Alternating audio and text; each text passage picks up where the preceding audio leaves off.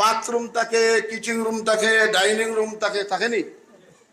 Waiting room থাকে, কত জাতের রুম থাকে, কিন্তু ইবাদতের জন্য একটা আলাদা রুম কোনো বাসাত পাওয়া যায় না। সব রুম আছে, কিন্তু ইবাদতের জন্য 2, 4, 3 হাত জায়গা হইলে হয়। 3 হাত জায়গা হইলে ছোট মোটো একটা ইবাদতখানা বানানো যা।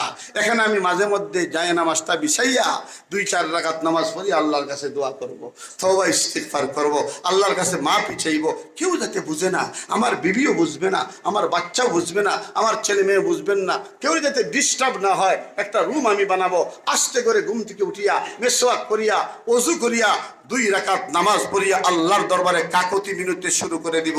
আর চোখ দিয়া ঝর্ণার মতো একটা ফোঁটা পানি বের করার চেষ্টা করব।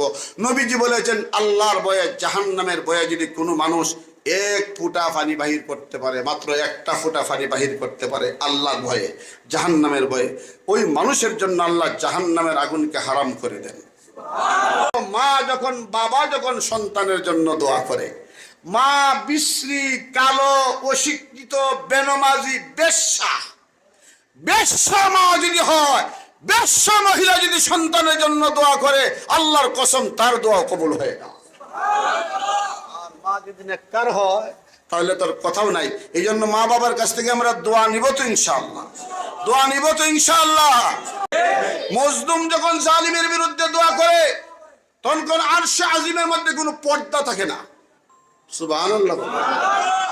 তবে আল্লাহ বলেন, তোমার দোয়া কবুল হয়ে গেছে, তবে ফলাফল বিলম্ব হতে পারে, রিজাল্ট বিলম্ব হতে পারে।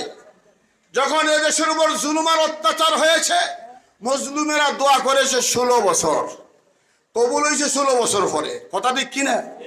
কথা বুঝছেননি আমার? সংক্ষেপে বললাম, মজলুমের দোয়া কি হয়? কবুল হয়। মজলুম যখন দোয়া করে, তখন আরশে আজিমের মধ্যে কোনো পর্দা থাকে না, ডাইরেক্ট আল্লাহর দরবারে চলে যায়।